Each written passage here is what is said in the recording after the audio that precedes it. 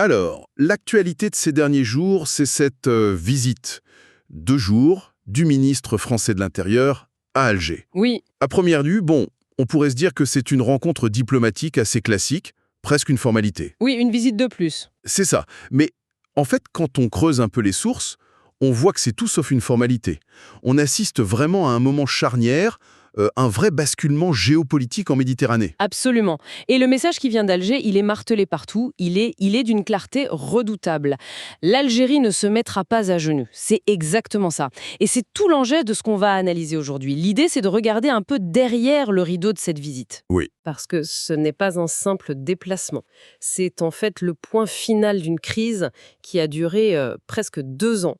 Et surtout, c'est le symbole d'un rapport de force qui a complètement, mais alors complètement changé. D'accord. Ce qu'on va décortiquer ensemble, c'est comment et pourquoi la France, qui a longtemps, on va dire, mené la danse, semble aujourd'hui un peu contrainte de faire un pas en arrière face à une Algérie qui a décidé de fixer ses propres règles du jeu. D'accord. Alors, déballons ça. Pour bien saisir pourquoi cette visite est si importante, il faut peut-être revenir un peu en arrière, non? Pourquoi les relations étaient si tendues, au point d'être quasiment gelées? Oui, c'est le point de départ essentiel en fait. La situation elle était bloquée, vraiment gelée depuis près de 24 mois. Ah oui, quand même. Le dialogue diplomatique était au point mort. Et la France, comme le souligne notre analyse, avait adopté ce qu'on peut appeler une posture de fermeté. Une posture de fermeté, c'est un terme assez diplomatique. Ça veut dire quoi concrètement? Ça veut dire que c'était pas que des mots, quoi. C'était très concret. Avant même d'imaginer un déplacement du ministre à Alger, Paris avait mis sur la table des conditions, des préalables présentés comme non négociables. Un ultimatum, en somme. C'était ni plus ni moins un ultimatum, oui. 2 dossiers majeurs empoisonnaient la relation. Le premier, et le plus symbolique, c'était la demande de réviser, voire d'annuler purement et simplement l'accord franco-algérien de 1968. Juste pour resituer cet accord de 1968, pourquoi il est si sensible? Parce qu'il est unique. C'est un texte qui est hérité de la fin de la période coloniale et qui accorde un statut vraiment spécial aux ressortissants algériens en France. Pour l'immigration, le séjour, l'emploi, D'accord. pour Alger, c'est un symbole, un acquis historique. Mais pour une partie de la classe politique française, c'est une anomalie juridique qu'il faut supprimer. Donc y toucher, c'est toucher au cœur du réacteur de la relation. Ok, c'est clair. Et le deuxième point de cet ultimatum? Le deuxième dossier, tout aussi brûlant, c'était l'exigence qu'Alger reprenne sans condition ses ressortissants en situation irrégulière ou condamnés par la justice française. C'était vraiment la condition sine qua non. Et l'argument de Paris pour justifier une position aussi dure, c'était quoi? L'argument était principalement sécuritaire et chiffré. Paris avançait que ces ressortissants représentaient une part jugée trop importante de la population carcérale étrangère en France. D'accord. En gros, la position française, c'était: on a un problème de sécurité chez nous et c'est à vous de le régler en reprenant vos ressortissants. Et seulement après, on pourra recommencer à discuter. C'était un bras de fer assumé, quoi. Une diplomatie très coercitive, oui. Donc, on a la France qui pose ses conditions, façon à prendre ou à laisser. Comment Alger a réagi à ce bras de fer? Ah, la réponse a été foudroyante, pour reprendre le mot utilisé dans l'analyse, et elle est très très révélatrice de ce changement de paradigme. C'est-à-dire? Il n'y a pas eu de négociation, pas de tentative de compromis. La réponse, ça a été une fin de non-recevoir. Totale. Et publique. Elle était incarnée par une phrase du président algérien, Abdelmadjid Tebboune, qui a eu un écho immense. Laquelle? Celui qui veut tordre le bras de l'Algérie n'est pas encore né. Ah oui, c'est direct. C'est plus qu'un simple nom, c'est une déclaration de principe, en fait. C'est exactement ça. Le message, c'est: le rapport de force que vous avez connu, c'est terminé. On ne négocie plus sous la menace. La porte n'était pas fermée, mais elle ne s'ouvrirait que sur un pied d'égalité. Voilà, c'est une affirmation de souveraineté extrêmement forte. L'Algérie de 2024 se voit et agit comme une puissance régionale. Elle n'a plus à se plier aux exigences de Paris. Et il y a ce détail fascinant, ce petit jeu diplomatique que la source mentionne, le silence radio quasi total des autorités algériennes pour confirmer la visite, jusqu'au tout dernier moment. Ah oui, ça, c'est du grand art. C'est une manœuvre très calculée et très parlante. En quoi? En laissant planer le doute, en ne confirmant rien, Alger a envoyé un message très clair. C'est Paris qui est demandeur, c'est Paris qui a besoin de cette visite. Nous, on observe, on n'est pas pressé. Ça inverse complètement la dynamique habituelle. C'est Alger qui mène la danse. C'est Alger qui a dicté le rythme, oui. Alors, ça nous amène à la question centrale. pourquoi ce virage à 180 degrés de la France après avoir campé sur des positions aussi fermes pendant 2 ans? Pourquoi Paris lâche tout d'un coup et se rend à Alger? Qu'est-ce qui a pu faire plier le gouvernement français? Alors la réponse, c'est pas un soudain élan d'amitié, hein. C'est la réelle politique dans ce qu'elle a de plus pur et de plus dur. D'accord. C'est un cumul de plusieurs facteurs qui ont créé une sorte de tempête parfaite pour la diplomatie française et qui l'ont forcée au pragmatisme. Le premier facteur, c'est une prise de conscience brutale de son isolement, Isolé même de ses propres partenaires européens? surtout de ses partenaires européens. Et c'est là que le bas de blesse pour Paris. Pendant que la France s'enferrait dans ses querelles de principe, le reste du monde, lui, il avançait. Les grands rivaux comme la Chine, la Russie, oui, bien sûr, mais le signal le plus alarmant pour Paris est venu de ses plus proches voisins, l'Italie et l'Allemagne. Et qu'est-ce qu'ils faisaient, eux? Ils faisaient des affaires. L'Italie, par exemple, a signé des contrats gaziers colossaux avec l'Algérie. Les Allemands ont fait pareil. Ils ont profité du vide laissé par la France pour s'emparer de parts de marché stratégiques. C'est une réalisation un peu douloureuse pour Paris, j'imagine. Ah, bah oui. L'histoire ne paie plus les factures de gaz et la posture morale, ça mène à la marginalisation économique. Et au-delà du portefeuille, il y a la question de l'énergie qui est devenue... Absolument cruciale, fondamentale. Avec la guerre en Ukraine, l'Europe doit diversifier ses approvisionnements. Et l'Algérie, avec ses réserves immenses, est devenue un acteur incontournable. La France ne peut tout simplement pas se permettre d'être exclue de cette équation énergétique.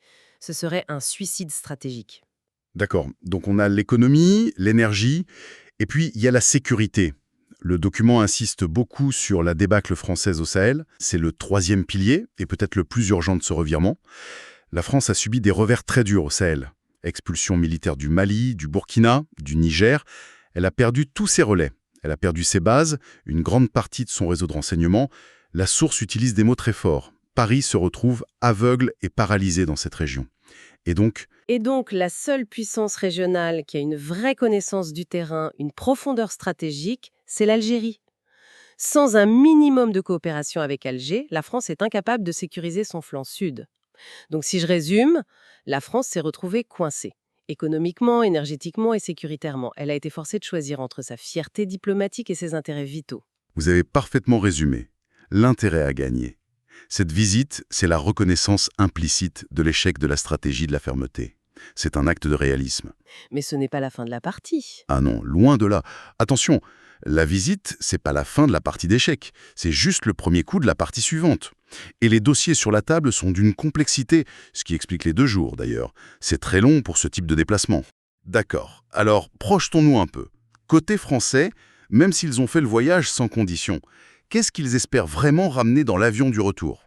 Paris arrive avec des objectifs très précis, dictés par la politique intérieure. La priorité numéro 1, c'est de relancer la coopération sécuritaire. C'est-à-dire? Ils vont tenter d'obtenir des avancées sur le rapatriement des ressortissants en situation irrégulière et surtout de ceux qui sont fichés pour radicalisation. C'est un enjeu politique majeur pour le gouvernement français. Il y a une pression énorme sur ce sujet. Et en face, on s'imagine bien qu'Alger ne va pas se contenter de discuter de ce qui arrange Paris. C'est une certitude. La position algérienne, telle qu'elle est décrite, est très claire. C'en est fini du traitement à la carte, où la France venait piocher ce qui l'intéressait. Exactement. La nouvelle doctrine d'Alger, c'est tout ou rien. Si Paris veut ouvrir le dossier de l'accord de 1968, alors Alger mettra sur la table une révision globale de tous les accords bilatéraux, économiques, commerciaux, militaires. Une remise à plat totale. Une remise à plat totale de la relation. C'est une manière de dire, si on ouvre une boîte de Pandore, on les ouvre toutes. Et puis il y a ce que la source présente comme une véritable bombe diplomatique que les Algériens comptent bien déposer sur la table. Oui, et c'est un point de friction majeur. Un cas très précis qui est devenu un symbole pour Alger. De quoi s'agit-il? Il s'agit du cas d'un diplomate algérien actuellement incarcéré en France, dans des conditions que les autorités algériennes qualifient d'inacceptables et obscures. Attendez, un diplomate algérien en prison en France. Waouh, ça change complètement la dynamique. Pour Alger, cette détention est une provocation, une atteinte à leur souveraineté, et ils exigeront des explications très fermes, voire sa libération. Ce n'est plus une simple discussion là, c'est un levier de pression énorme. C'est une façon pour Alger de renverser la table et de dire « Vous nous parlez de vos ressortissants? Très bien, parlons de notre diplomate accrédité qui est dans vos prisons. » Ils montrent qu'eux aussi ont des exigences. Et qu'ils sont prêts à utiliser tous les dossiers pour se faire entendre. La partie s'annonce extraordinairement serrée. Alors, au final, que faut-il retenir de tout ça? On a l'impression d'assister à un véritable jeu de go. D'un côté, la France qui vient chercher des solutions à ses problèmes, et de l'autre, une Algérie en position de force. Une position de force qui repose sur des éléments très concrets, ses revenus énergétiques, une situation financière assainie, et des alliances stratégiques très diversifiées. L'Algérie regarde aussi bien vers les BRICS que vers l'Europe. Elle ne met plus tous ses œufs dans le même panier, quoi. Ce qu'elle exige de la France, c'est un nouveau type de relation. C'est ça. Plus de relations paternalistes, mais un véritable partenariat d'égal à égal, fondé sur le respect des intérêts souverains. En somme, la diplomatie française de la pression, de la conditionnalité, a échoué. Elle s'est heurtée à un mur. Elle s'est heurtée au mur de la nouvelle réalité géopolitique. Et la grande question qui reste en suspens, c'est de savoir si on assiste au début d'une réconciliation sincère, basée sur cette nouvelle donne, Ou si c'est juste une trêve. ou s'il ne s'agit que d'une trêve tactique, une pause dictée par l'urgence. Le fond du problème est-il réglé ou juste mis sous le tapis? Et ça soulève une réflexion qui va au-delà de la diplomatie, au-delà des États, des ministres, des contrats. On peut se demander comment ce rééquilibrage des forces va influencer à terme la perception et l'identité de millions de personnes des deux côtés de la Méditerranée. Oui, le lien humain. Leur vie, leurs familles, leurs histoires sont intimement liées. Si le lien d'en haut, celui des États, change de nature aussi radicalement, qu'est-ce que ça change pour le lien d'en bas? Pour les diasporas? Pour la culture partagée? La réponse à cette question définira peut-être la véritable nature de la relation future.